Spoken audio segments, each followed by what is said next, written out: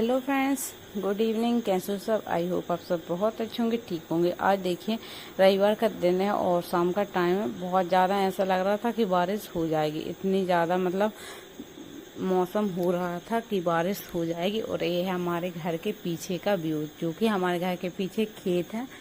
तो वहाँ पर मैंने छत से थोड़ा सा व्यू ले लिया था, क्योंकि बहुत ही सुंदर लग रहा था यहाँ से देखने में। तो मैंने सोचा आप लोगों के साथ एक छोटी सी क्लिप शेयर करती हूँ। और यहीं पर वैदेही भी बस छत पर खेल रही है, क्योंकि मौसम अच्छा ठंडा सा हो रहा था, हवाएं चल रही थी। यहीं पर मम्मी बैठी थी और वहीं पर कान्हा और वैदेही दोनों ही खेल रहे थे। तो मैं कर रही थी अपनी थोड़ा सा सिलाई का काम। मम्मी ने बोला था कि कान्हा जी की पोशाक जो कि बहुत पुरानी हो चुकी हैं तो इनको बना दो। तो मैंने मम्मी जी के पास 2 कान्हा जी हैं, तो उनके लिए एक बड़े कान्हा जी के लिए इस तरह की पोशाक बना दी है। और अब बनाऊंगी एक छोटे से कान्हा जी के लिए, मतलब उनसे थोड़े से छोटे हैं। ये 5 नंबर के कान्हा जी के पोशाक हैं। तो अब मैं बना रही हूँ 3 नंबर के जो कान्हा जी की पोशाक रहती है वो। यहाँ पर मैंने एक ब्लाउज़ का पीस था मेरे पास, बहुत दिनों से पड़ा हुआ था, और मतलब मेरे भाई की शादी हुई थी उस टाइम से पड़ा हुआ था। तो इसको मैंने डबल करके और लगभग 4 इंच की चौड़ाई से डबल मैंने इसको कट कर लूँगी। और इसकी चौड़ाई आपको जितना घेर इसमें चाहिए उस हिसाब से आप इसकी लंबाई चौड़ाई ले सकते हैं। तो यहाँ पर मैंने डबल कट करके मतलब डबल फोल्ड करके कट कर लिया। 4 इंच की चौड़ाई है। अगर इसको सिंगल चौड़ाई करेंगे तो इसका चौड़ाई लगभग 8 इंच होगी। तो दोनों की तरफ से हमने थोड़ा थोड़ा इसको फोल्ड कर लिया है। और क्योंकि इससे जो धागे एक्स्ट्रा निकलते हैं ना, वो धागे नहीं निकलेंगे। और अभी जन्माष्टमी आ रही है, तो उस हिसाब से आपके साथ एक छोटी सी टिप्स शेयर कर रही हूँ, तो वही आप देखते जाइएगा। और क्योंकि जन्माष्टमी पे हम लड्डू गोपाल जी की पोशाक जो कि मार्केट से खरीदते हैं, अगर आप घर पे सिलाई करना जानते हैं तो आप उस हिसाब से घर पे भी बहुत सुंदर ड्रेस बना सकते हैं। ये तो मैंने सिंपल कपड़ा लिया, आप डिज़ाइनर कोई भी कपड़ा ले सकते हैं, जिससे कि बहुत ही सुंदर लड्डू गोपाल जी की पोशाक बनकर तैयार हो जाएगी। तो यहाँ पर बस मैंने दोनों तरफ से कपड़े को अच्छे से दबा दिया है, ताकि जो एक्स्ट्रा धागा रहता है वो ना निकले। और अब हमें इसको डबल करके इसको जो खुली तरफ से हमने एक बार सिलाई कर लेना है, ताकि जो कपड़ा है यहाँ वहाँ ना खिसके। तो बस इस तरह से मैं सिलाई कर लूँगी। और अगर आप पहली बार चैनल पे आए हैं तो प्लीज़ मेरे चैनल को लाइक कीजिएगा, और अगर वीडियो पसंद आ रहा हो तो प्लीज़ सब्सक्राइब भी ज़रूर कर लीजिएगा, क्योंकि अभी आप लोगों के सपोर्ट की ज़रूरत है। तो बस डबल सिलाई मैंने कर ली है इसके ऊपर से। और अब हमें छोटी छोटी फ्रिल बनानी है, जैसे कि हम फ्रिल वाले ब्लाउज सिलते हैं ना, उस तरह से हमें बिल्कुल छोटी छोटी फ्रिल बनानी है। और उनकी कमर के हिसाब से आपको उतना ही कम जो कपड़ा है वो कर लेना है फ्रिल। तो मैंने बिल्कुल छोटी छोटी फ्रिल बनाई थी, उससे बहुत ही सुंदर जो घेर है कान्हा जी का वो अच्छे से लग रहा था देखने में। हाँ, अगर आपको सिंपल कपड़े चाहिए तो आप इसमें कोई भी लेस ना लगाएं, बस ऐसे ही कपड़े आप बना सकते हैं। लेकिन मैंने थोड़ा सा इसमें लेस लगा ली थी, तो कमर की चौड़ाई के हिसाब से मैंने उतनी ही फ्रिल लगाई है। अगर आप चाहे तो एक कपड़ा साइज में ले सकते हैं। अब जो एक्स्ट्रा कपड़ा होता है फ्रिल जब हम बनाते हैं तो ऊपर नीचे हो जाती है ना, उसको हम एक सा कट कर लेंगे। और इससे क्या होगा कि जो कपड़े में एक्स्ट्रा धागा या रुएं निकलते हैं ना, वो नहीं निकलेंगे।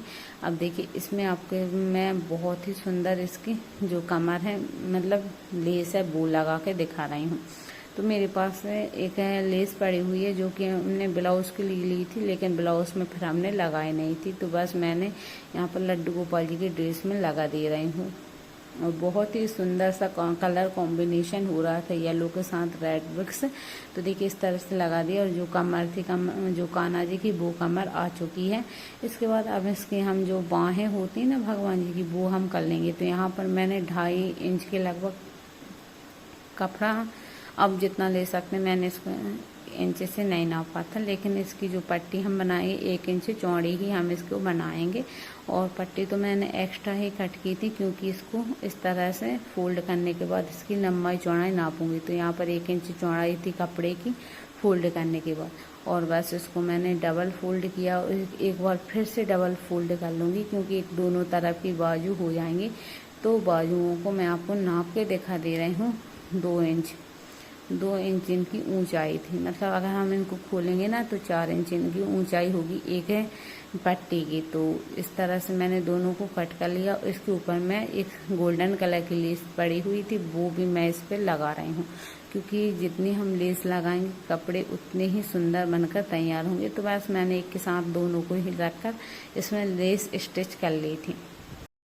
और कलर कॉम्बिनेशन आपके हिसाब से कहते हैं, वो एक तरह से मैं आपको आइडिया शेयर कर रही हूँ कि इस तरह से आप बना सकते हैं। तो देखिए दोनों स्टेप्स में मैंने यहाँ पर जो लेस हैं वो लगा ली हैं। अब इनको 1 इंच तक हमें इसको दोनों को एक के ऊपर एक रख कर सिलना है। मतलब ये सामने की तरफ का जो हिस्सा रहता है ना, वो इसको 1 इंच तक हमें 1 से 1.5 इंच के बीचों ही में ही आपको सिल लेना है। तो बस यहाँ पर मैंने डबल सिलाई कर ली थी, ताकि जो सिलाई है वो अच्छे से मजबूत हो सके। यहाँ पर हो सके तो आप कपड़ा बिल्कुल जो धागा है वो कलर का ही ले, जो कलर का कपड़ा है।